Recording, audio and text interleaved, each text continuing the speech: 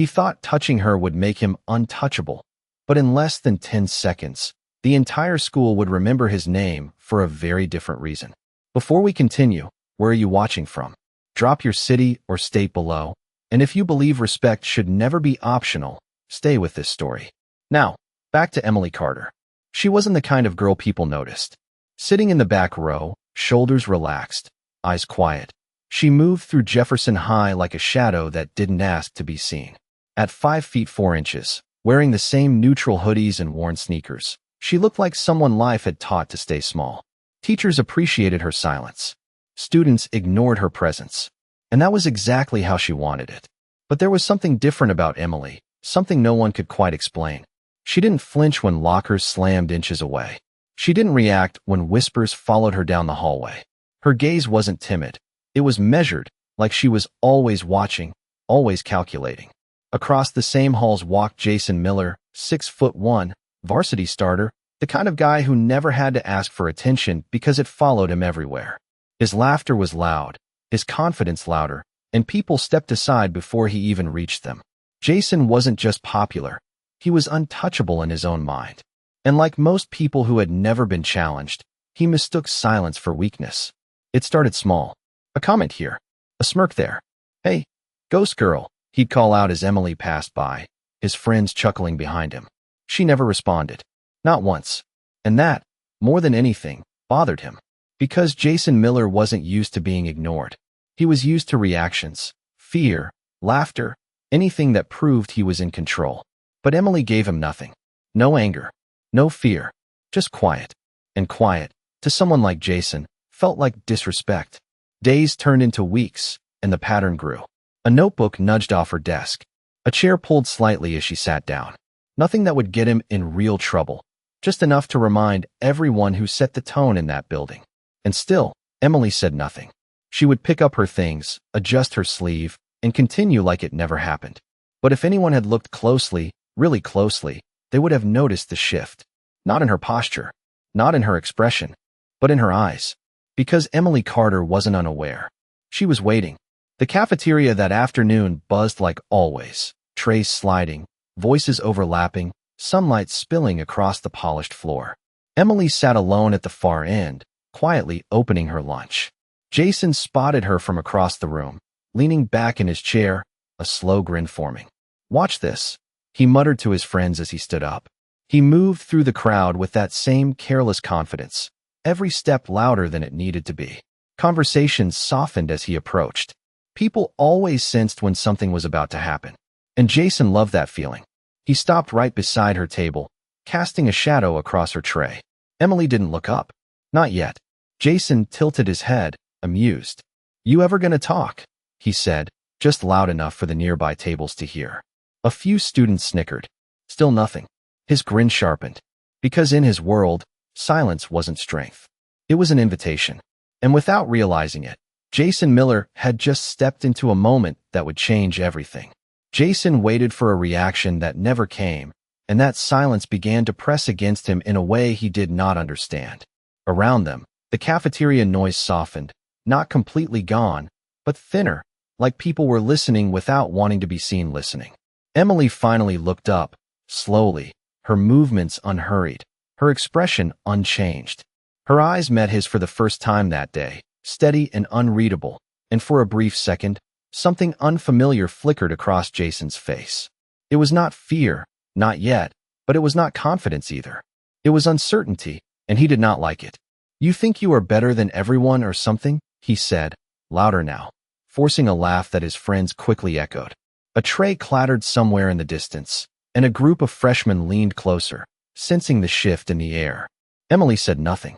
She simply closed her lunch container with precise movements, her fingers calm, almost practiced, like she had done this before in another place, another time.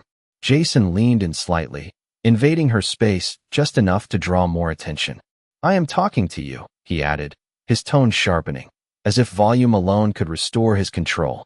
But control was already slipping, not in a dramatic way, not yet, but in small invisible cracks that only someone paying close attention could see. Emily's gaze did not waver.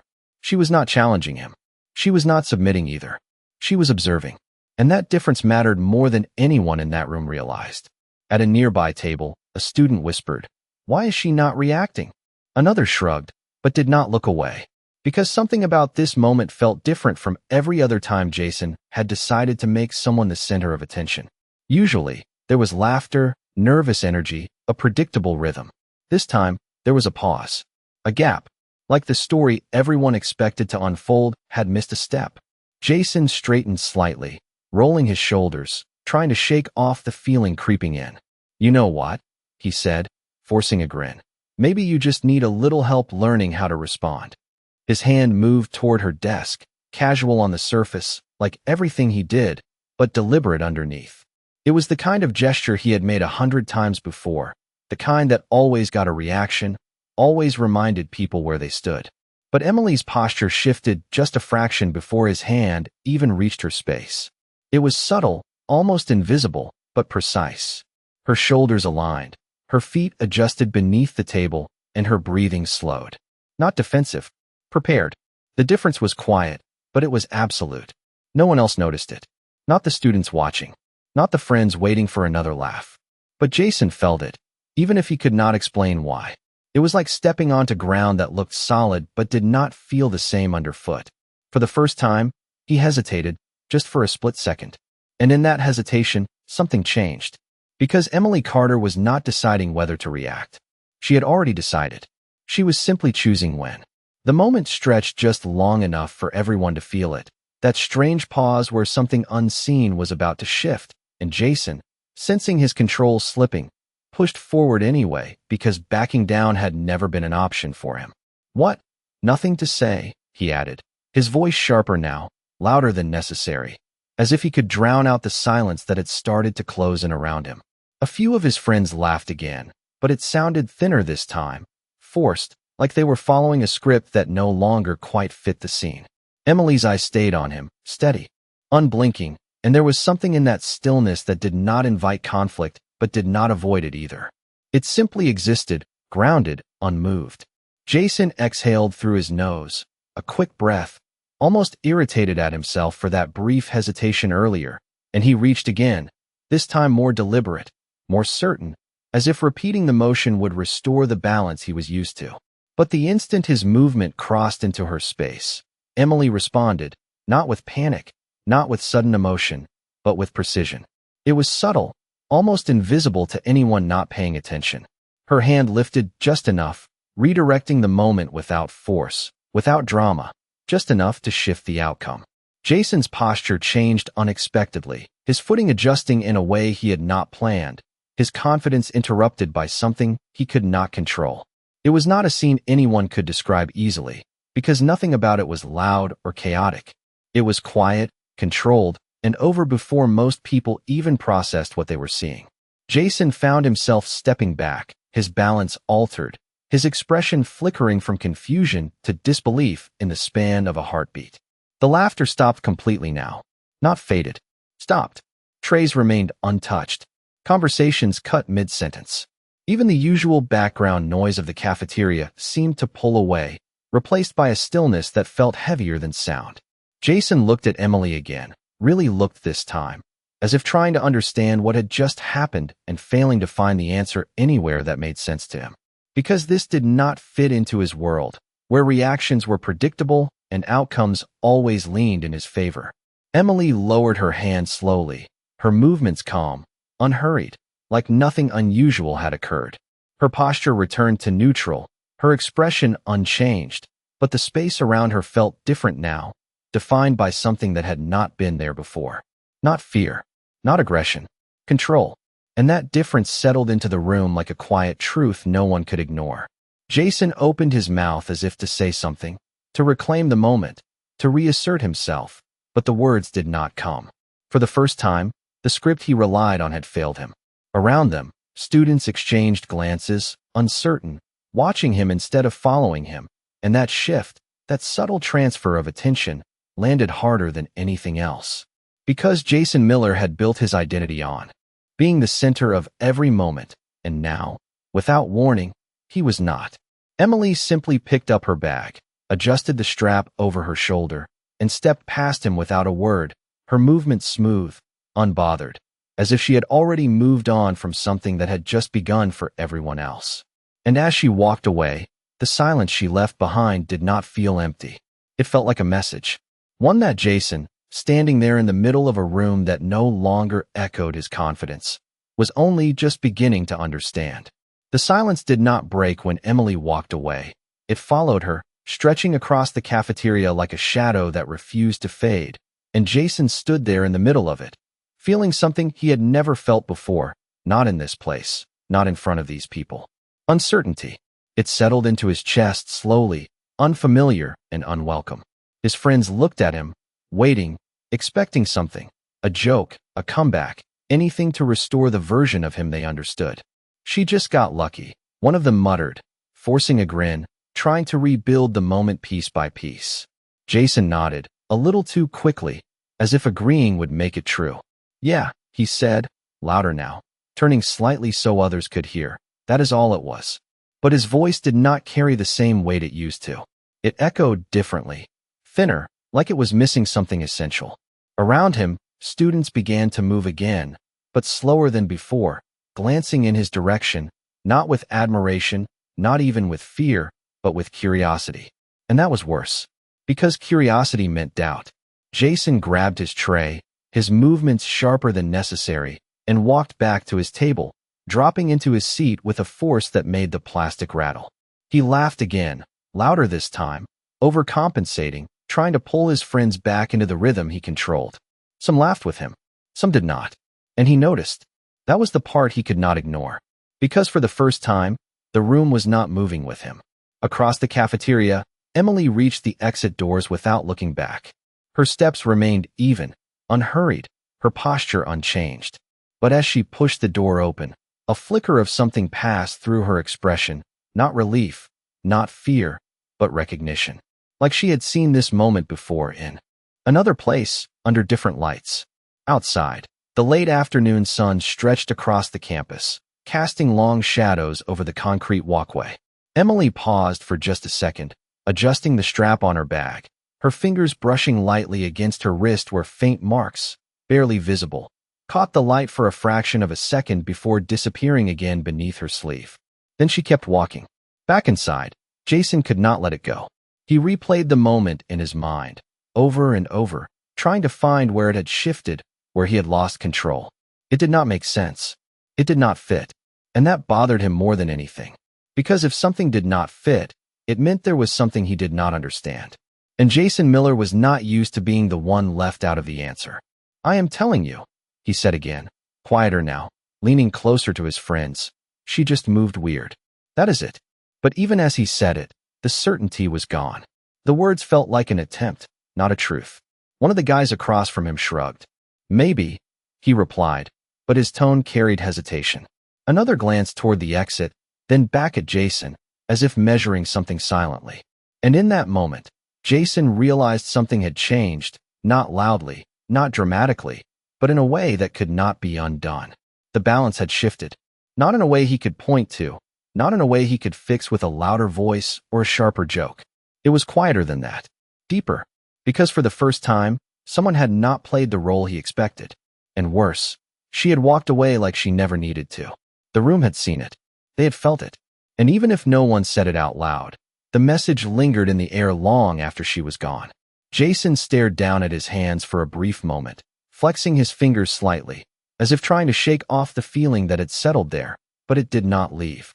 Because somewhere between that first step and that silent exit, something had been taken from him, and he had no idea how to get it back. By the time the final bell rang, the story had already started spreading, not through announcements or loud conversations, but through quiet retellings, whispered between classes, carried from table to table, growing just enough with each version to keep everyone listening. No one described it the same way, but everyone agreed on one thing. Something about Emily Carter did not make sense anymore.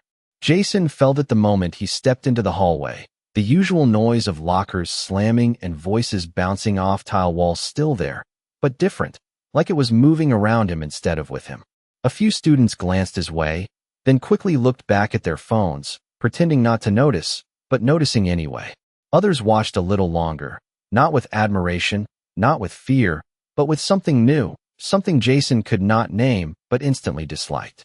Doubt. He adjusted his backpack strap and walked faster, his steps heavier than usual, trying to cut through the attention instead of owning it. Normally, the hallway made space for him. Today, it did not. He passed a group of athletes near the lockers, guys who usually nodded or called out to him. But this time, the nods were slower, less certain. One of them smirked slightly, not mocking, but not impressed either, and that tiny shift hit harder than anything that had happened in the cafeteria. Because respect, once cracked, did not shatter loudly. It faded quietly. Jason pushed open the gym doors harder than necessary, the echo bouncing across the empty court as practice had not started yet.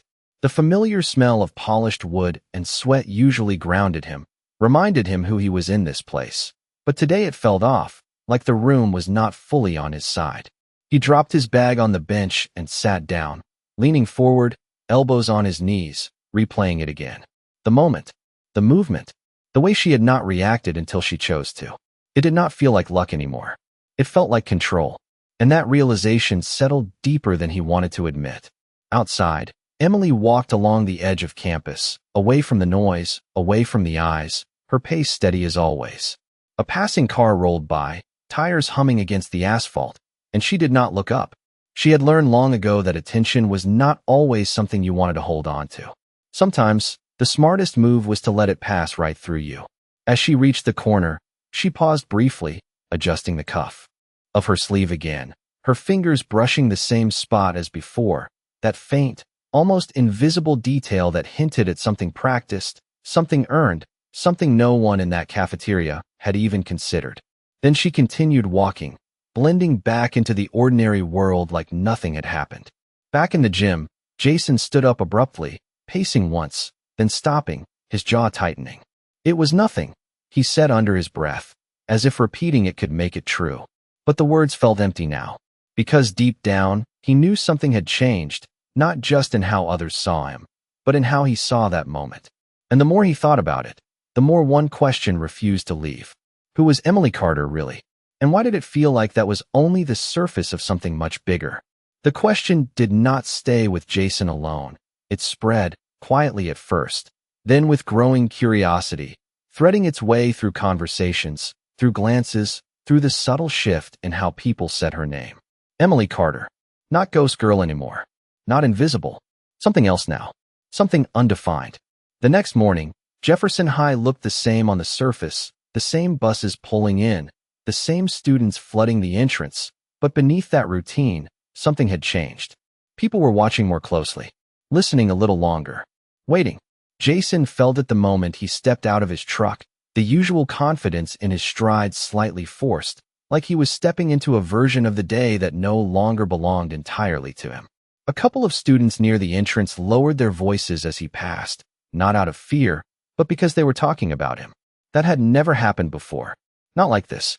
Inside, the hallway buzzed as always, but there were pauses now, small ones, almost invisible, when he walked by. Not everyone moved aside immediately.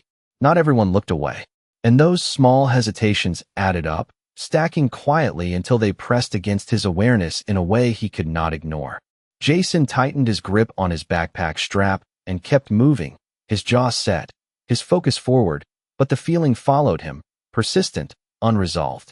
Across the building, Emily stepped through a different entrance, earlier than most, her timing deliberate, her path unchanged. She moved through the quieter corridors with the same calm presence, passing lockers, bulletin boards, empty classrooms, each step measured, each movement efficient. She was not hiding. She was simply not participating. A janitor pushing a cart nodded at her in passing, and she returned the gesture with a small, polite acknowledgement, nothing more. Normal. Controlled. But if anyone had watched closely, they might have noticed how aware she was of her surroundings, how her eyes tracked reflections in glass, how her posture adjusted subtly as people entered her space. Not anxious. Prepared. In first period, whispers moved faster than notes being passed.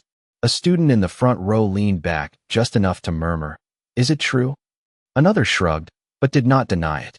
Across the room, Emily sat as she always did, quiet, focused, her pen moving steadily across the page, as if none of it existed. But awareness does not require reaction, and she heard every word. At the back of the class, Jason leaned against his chair, arms crossed, pretending not to care, but his eyes flicked toward her more than once, each glance sharper than the last. He was searching now, not for a reaction, but for an answer, and he was not finding one. The teacher's voice filled the room, steady, structured, but it did not anchor the tension building beneath the surface. Because this was no longer about a moment in the cafeteria. It was about something unresolved, something that had shifted and had not shifted back. By lunchtime, the air felt heavier, anticipation woven into every conversation, every glance toward the cafeteria doors. People wanted to see what would happen next, whether the story would continue or fade. But stories like this do not fade. They evolve. Jason stood at the edge of the room, watching as students gathered, his usual confidence replaced by something more calculated, more cautious. Not fear. Not yet. But no longer certainty. Across the room, Emily entered quietly, just as she always did, her presence subtle, her steps even. But this time, the room noticed. Not because she demanded attention, but because she no longer needed to. And as their eyes met again, just for a fraction of a second, it became clear to anyone paying attention that this was not over. Because some moments are not meant to end in a single encounter. They are meant to unfold. And this one had only just begun. The cafeteria did not sound the same that day, even though nothing about it had changed on the surface. The same trays sliding across counters, the same laughter bouncing off the walls, the same sunlight cutting across the polished floor. But underneath it all, there was a tension that had not been there before, a quiet awareness that something was about to happen again. Jason stood near his usual table, surrounded by the same people. But the circle felt different now, less solid, less certain, like it could shift at any moment. He scanned the room without making it obvious, his eyes moving quickly, searching for her before she even appeared, because this time, he was not waiting to be surprised. He was waiting to understand. Conversations around him dipped slightly as the cafeteria doors opened, not dramatically, not all at once, but enough to be felt. Emily stepped inside, her pace unchanged, her posture steady, her presence still quiet, but no longer invisible. Heads turned, just slightly, just enough. She moved the same way she always had, toward the far end, toward the seat no one else ever took. But this time, the space around her felt different, like it carried weight. Jason noticed it. Everyone did. And that was the part no one could ignore. Because attention had shifted, not loudly, not forcefully, but undeniably. Jason exhaled slowly, his jaw tightening, and then he did something he had not done before. He stepped away from his table first. Not because he was trying to impress anyone, not because he wanted to make a scene, but because something inside him refused to stay still, refused to let the moment pass unanswered. Each step toward her felt heavier than it should have, like the floor itself had changed. Conversations softened again, but this time, they did not disappear. People were watching, openly now, not pretending otherwise. Emily set her bag down and began to sit, her movements calm, deliberate, like she already knew the pattern of what was coming. She did not look up immediately. She did not rush. She simply existed in the moment, grounded in a way that made everything else feel louder by comparison. Jason stopped a few feet from her table, closer than before, but not invading her space the same way he had yesterday. Not yet. There was a pause. A real one this time. Not forced. Not accidental. Chosen. What? Was that yesterday? He said finally, his voice lower than usual, controlled, but edged with something new. Not arrogance. Not fully. Something closer to uncertainty wrapped in pride. Emily lifted her eyes slowly, meeting his gaze again, the same steady calm, the same unreadable expression. Nothing, she said quietly. Just one word. No explanation. No performance. And somehow, that made it heavier than anything else she could have said. Jason frowned slightly, his mind rejecting the answer even as it registered. That was not nothing, he replied, his tone tightening, as if pushing against the simplicity of it. Around them, the room leaned in without moving, the air tightening with expectation. Emily tilted her head just slightly, not dismissive, not challenging, simply observing. Then why does it matter to you? She asked, her voice even, her posture unchanged. The question landed differently than anything before. Not an attack, not a defense, a reflection. And Jason felt it, even if he could not explain why. For a moment, he did not respond. Not because he could not, but because he did not have the answer ready. And that had never happened to him before. The silence that followed was not empty. It was filled with something shifting, something recalibrating. Around them, students exchanged glances again, but this time, it was not about what had happened. It was about what was happening now, because the roles were no longer clear. The balance was no longer fixed. And as Jason stood there, caught between who he had been and what this moment was forcing him to become, one thing became certain. This was no longer about proving dominance. It was about understanding a game he had never realized he was playing. And Emily Carter had been playing it long before he even noticed. The question lingered in the air long after she asked it, not because it was loud, but because it was precise, cutting through everything Jason thought he understood about control. He shifted his weight slightly, his usual confidence searching for something familiar to hold on to, but nothing came easily this time. Around them, the cafeteria had not returned to normal. It had adjusted, like a room that had subtly changed its center of gravity. It matters, Jason said finally, his voice steadier than he felt, because people are talking. It was the closest thing to honesty he had offered all day, even if he did not fully realize it. Emily's expression did not change, but there was a slight pause before she responded, as if she was considering not just his words, but what they revealed beneath the surface. People always talk, she said quietly. That does not mean they understand anything. The simplicity of it landed heavier than expected. Jason exhaled slowly, glancing briefly around the room, noticing how many eyes were still on them, how the attention had shifted in a way he could not redirect. This was not his stage anymore. Not entirely. And that realization pressed against him, forcing him to adapt in a way he had never practiced. So what? He continued, a little sharper now. You just expect me to pretend nothing happened? Emily tilted her head slightly again, her gaze steady, unhurried. You can do whatever you want, she replied. That is what you have always done. There was no accusation in her voice, no anger, just a statement. And somehow, that made it harder to push back against. Jason opened his mouth, then closed it again, the rhythm of his usual responses breaking apart before they could form. For the first time, the conversation was not moving in the direction he controlled. It was moving somewhere else entirely.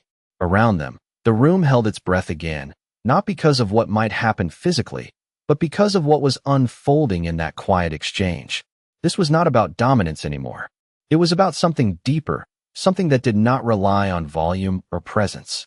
Emily reached for her water bottle, unscrewing the cap with calm, deliberate movements, taking a small sip before setting it back down, her actions grounded, unaffected by the attention surrounding her. Jason watched her, trying to read something, anything that would give him an advantage, but there was nothing obvious to take. No opening, no weakness, just control. You think you are better than everyone, he said, but this time, it sounded less like a statement and more like a question he did not want answered. Emily shook her head slightly. No, she said. I just do not need everyone to prove anything.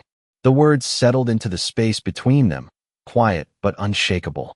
And in that moment, something shifted again, not outwardly, not dramatically, but internally. Jason felt it, even if he could not name it. It was the realization that whatever this was, whatever she carried, it was not something he could overpower or outplay the way he had done with everyone else. It did not respond to pressure the same way. It did not bend. A student at a nearby table leaned in, whispering to a friend, but even that sound felt distant compared to the weight of the moment unfolding in front of them.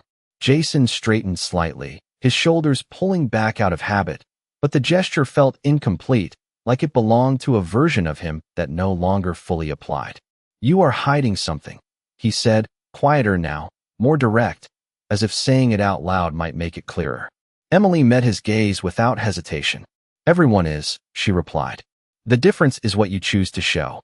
And with that, she picked up her bag again, standing smoothly, her movements calm and controlled, as if the conversation had already reached its natural end for her.